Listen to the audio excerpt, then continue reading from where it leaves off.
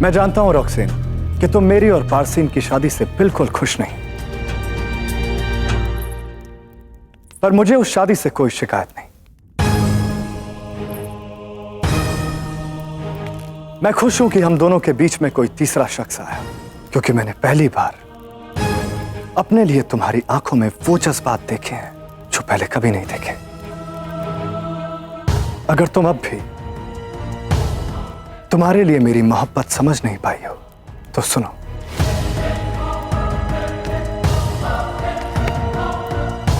चाहे मुझे 50 शादियां क्यों ना करनी पड़े रॉक्सेन, पर वो तमाम रिश्ते किसी ना किसी वजह और हालात के मोहताज होंगे। और तुम मेरी पसंद हो और हमेशा मेरी मोहब्बत रहोगी।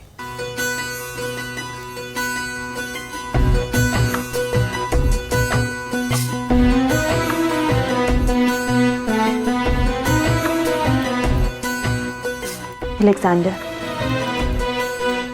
मुझे आज तुम्हारी मोहब्बत भले ही समझ में आ गई,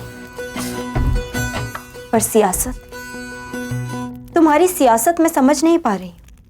तुम कहना क्या चाहती हो? यही कि बारसीन से शादी तुमने फौजी इमदाद के लिए की। अब जब तुम्हारे पास उनकी ताकत है तो तुमने पोरस से जंग लड़ने की बजाय अंबी कुमार को उनके पास भेज दिया। भूल गए अंबी कुमार वही शख्स है जो पोरस के लिए अपनी जान भी दे सकता है। कभी कभी हालात इंसान को बदल देते हैं रॉक्सेन, और उसके जज्बात को भी। अपने वालिद की मौत ने अंबी कुमार को भी बदल दिया है रॉक्सेन। बड़े पैमाने पर जंग करके और अपनी ताकत को जाया करने के बजाय मैं अंबी कुमार के जरिए पोरस को बर्बाद करूंगा। जो तोहफा मैं अंबी कुमार के जरिए पोरस तक भिजवा रहा हूं, वो ना सिर्फ पोरस को बल्कि उसकी पूरी फौज को घुटनों पर आने पर मजबूर कर देगा।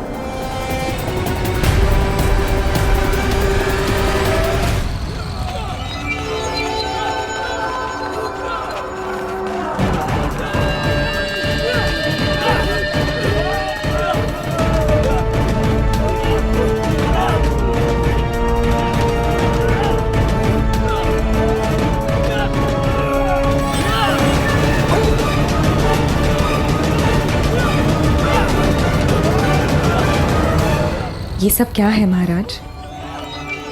ऐसा लग रहा है कि ये लोग वर्षों से रोगी है। कुछ तो विचित्र है लाची। इस बात इस रोग का अचानक फैलना स्वाभाविक नहीं। हमें शीघ्र ही आचार्य चाणक्य को बुलाना होगा।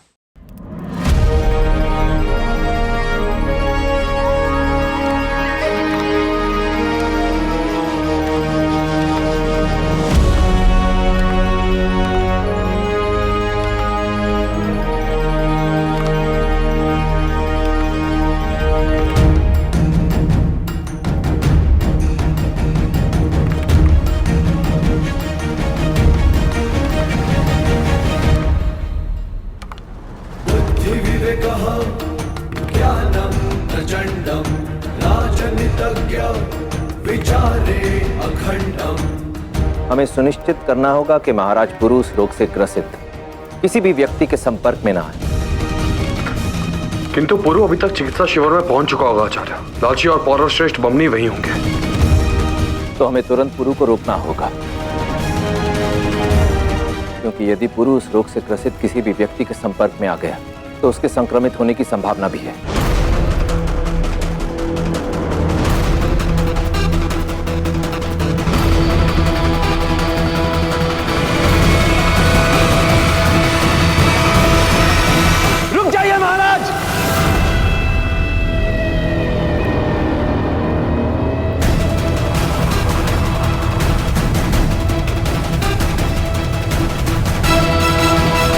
इसे स्पर्श मत कीजिएगा।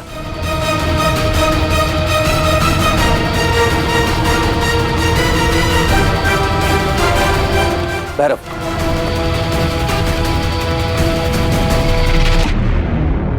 महाराज, आपको और राज परिवार के सभी सदस्यों को इसी समय यहां से जाना होगा। क्योंकि ये रोग स्पर्श करने से या किसी भी प्रकार से संपर्क में आने से फैलेगा। आप मेरे साथ आइए। भैरव,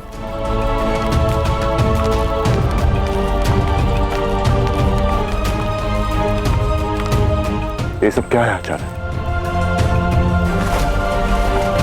देखते ही देखते हमारे सारे सैनिकों की मृत्यु हो रही है, और वो भी कुछ ही क्षणों में। ये जो भी है महाराज,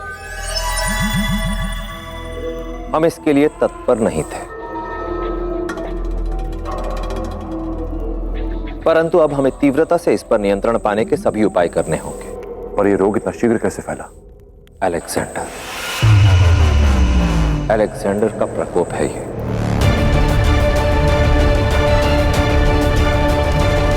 ये सब उसी ने किया है। पोरस वही शख्स है जिसने हर मुश्किल का सामना करते हुए अलेक्जेंडर के खिलाफ अपनी जंग जारी रखी।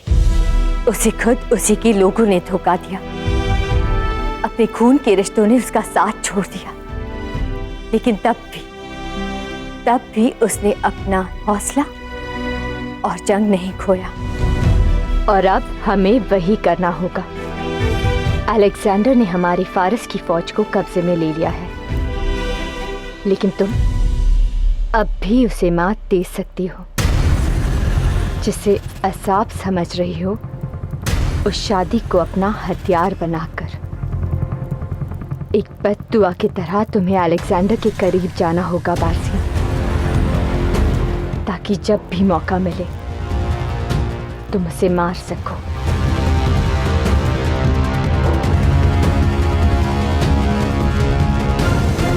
अब वजह फरमा रही है अम्मी जान। अब मैं हार नहीं मानूंगी। मैं जीऊं या मरूं, अलेक्जेंडर को मौत की नींद सुला के रहूंगी।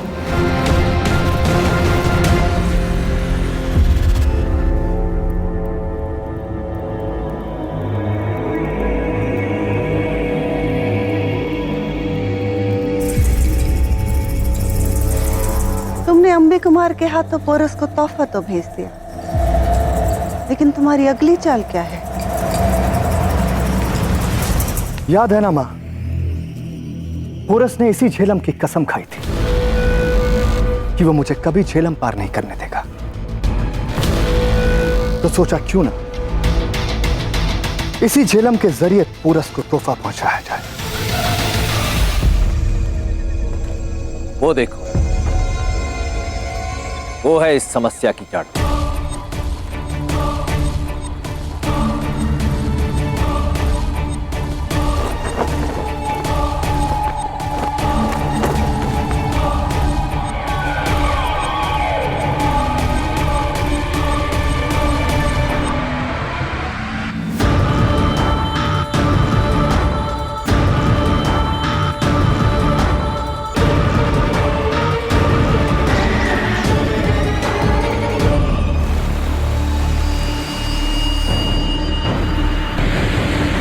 मैंने पोरस को उन सिपाहियों की सड़ी हुई लाशें भिजवाई हैं जिन्हें बेहद घिनौनी और तेजी से फैलने की बीमारी थी।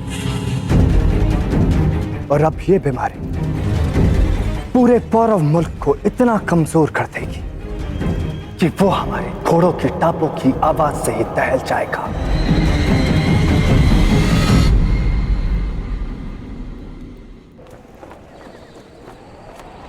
इस जीवाणु का प्रभाव किस किस पर पड़ सकता है आचार्य? हर चीज, खाना, पानी, हवा, ये बीमारी हर चीज को अपनी गिरफ्त में ले लेगी। जिस पानी को वो पिएंगे वो खतरे का सबब बन जाएगा, क्योंकि इस पानी में इस बीमारी से मरे हुए लोगों की लाशें तैर रही हैं। जिस हवा में वो सांस लेंगे उस हवा में भी इस बीमारी के जरासीम खुले हुए हैं। और हवा और पानी के बाद ये बीमारी पहुंचेगी उनके अनाज तक, जिसे वो खाएंगे तो भी मरेंगे और नहीं खाएंगे तो भी।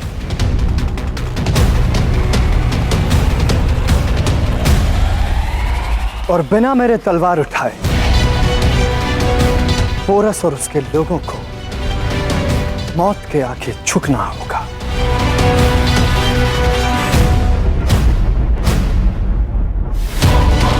मगर पोरस इतनी जल्दी हार मानने वालों में से नहीं है अलेक्जेंडर, और उसके साथ वो शातिर चाणक्य भी तो है। अगर उसने इससे बच निकलने का हल ढूंढ निकाला तो इस समस्या पर नियंत्रण पाने का केवल एक ही उपाय है। हमें शीघ्रातिशीघ्र इन सभी शवों को जलाना होगा।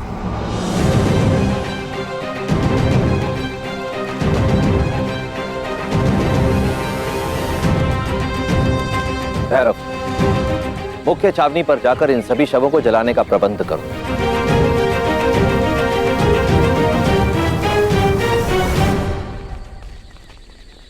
क्या आपको पूरा विश्वास है कि इन शवों को जलाने से हम इस महामारी को रोक सकते हैं? नहीं, इस महामारी को रोकने के लिए उन्हें लाशों को इकट्ठा करके जलाना होगा, और जब तक वो इसमें कामयाब होंगे तब तक बहुत देर हो चुकी होगी। तब तक ये महामारी हर घर, हर पारव बाशिंदे में अपना घर कर चुकी होगी। अब इसे रोकने के लिए उसे अपना अनाज, फसलें, सब कुछ जलाना होगा, और किसी भी राजा के लिए यह फैसला बहुत मुश्किल हो सकता है। आज से पहले पोरस ने यह जंग का तरीका कभी नहीं देखा होगा मां। अब देखना दिलचस्प होगा कि इस परेशानी के साथ पोरस कैसे दो हाथ करता है।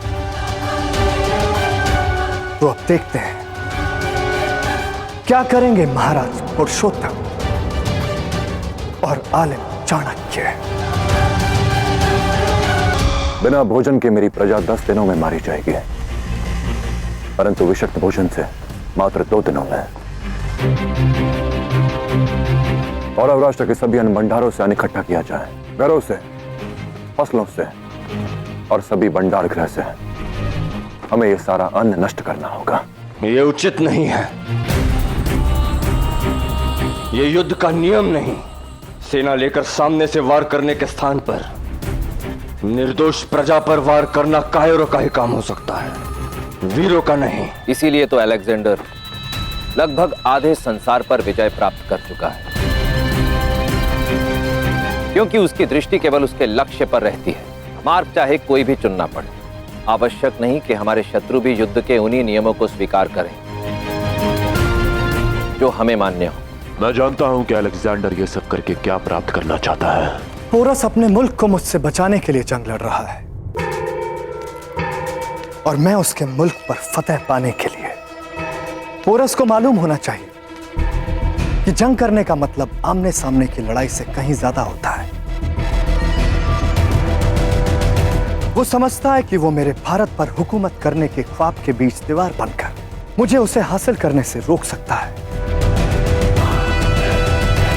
और उसकी इस सोच के पीछे उसकी आवाम का साथ है, जो उसके लिए अपनी जान तक देने को तैयार है। लेकिन अब वो उसका साथ छोड़ेंगे। अपनी औलाद, मां बाप को भूखे मरते देखना जंग के खाबों से कहीं ज्यादा दर्दनाक होता है। मैंने उसकी रीढ़ की हड्डी पर वार किया है, उसकी ताकत की नींव हिला डाली है। अब देखते हैं वो कैसे मेरे सामने सीना तान के खड़ा होता है, और अपनों को खुद से दूर जाता देख वो एक मामूली कीड़े की तरह रेंगने पर मजबूर हो जाएगा, और एक कीड़े की तरह ही रेंग कर वो मुझसे माफी मांगेगा, मदद की गुहार लगाएगा, और अपनी जुबान से खुद कबूल करेगा कि मैं अलेक्जेंडर उसके मुल्क पर हुकूमत करूं।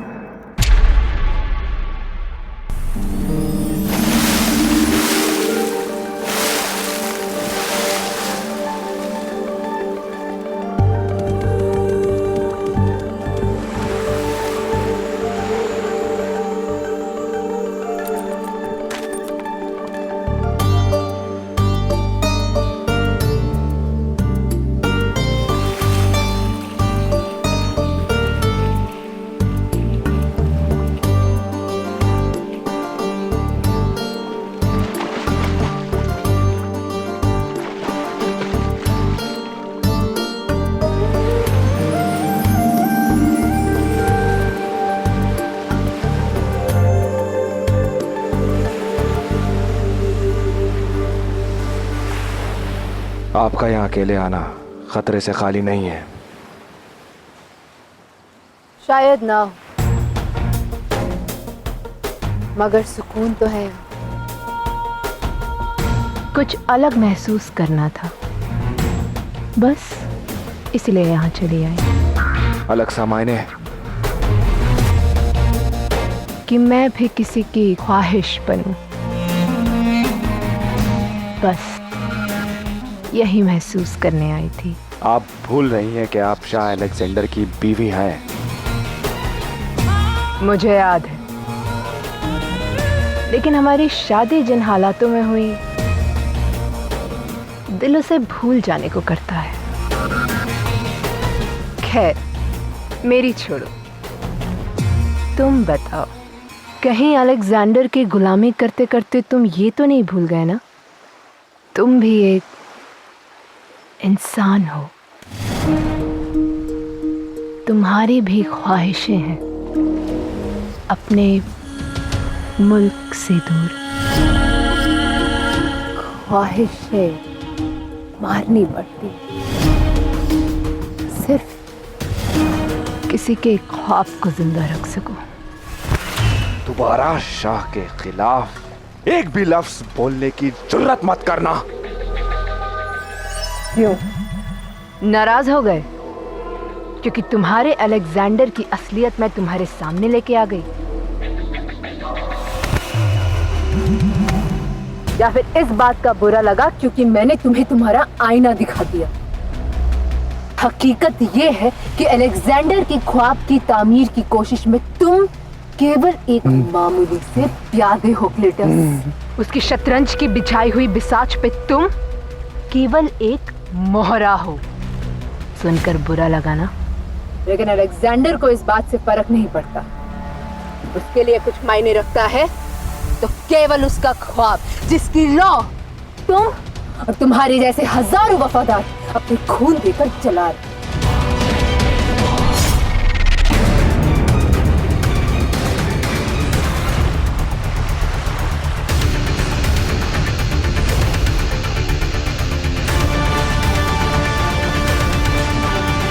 शुबा और शक की छोटी सी चिंगारी भी बड़ी सल्तनत तबाह कर देती है अलेक्जेंडर। अब देखना, बहुत जल्द तुम्हारे ही गुलाम तुम्हारी तबाही का सबब बनेंगे।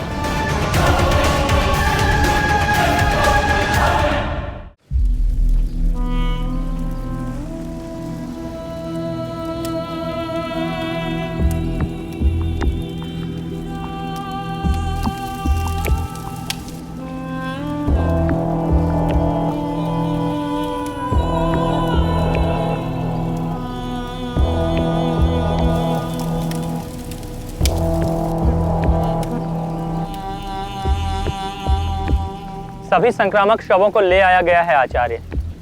हम पूरा प्रयास कर रहे हैं कि अब इस महामारी से कौरव राष्ट्र को कम से कम क्षति पहुंचे, किंतु प्रजा का मनोबल इस समय अत्यधिक क्षीण है आचार्य। ये कठिन परीक्षा की घड़ी है भैरव।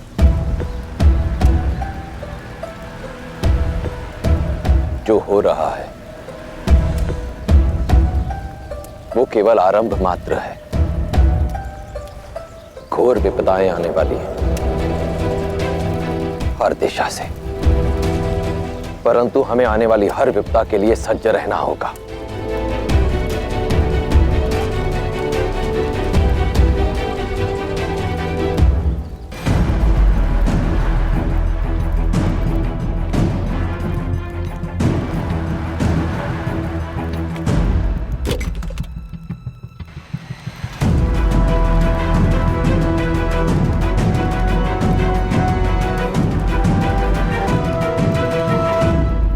सोचा अपनी नई दुल्हन के लिए तोहफे में कुछ नए लिबास ले आऊं,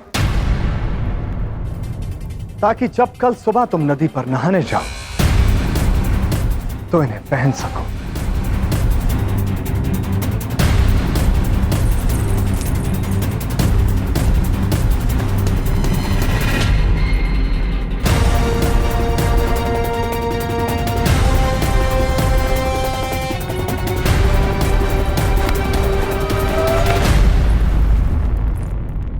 तुम्हारे जहन में पल रहे मंसूबों से मैं अच्छी तरह से वाकिफ हूं बारसीन। तुमने भले ही शादी मुझसे की है, पर तुम्हारी वफादारी अब भी उस पोरस के लिए है। तुम चाहती हो मुझे उसके हाथों शिकस्त खाते देखो, पर मैं तुम्हारा यह ख्वाब कभी पूरा नहीं होने दूंगा बारसीन। इसलिए मेरे वफादारों के साथ खेलना बंद करो। प्लीटस हो या कोई और, उनकी वफादारी की लो इतनी मत्थम नहीं कि तुम जैसी हवा का एक मामूली झोंका उन्हें मेरे खिलाफ उड़ा ले जाए।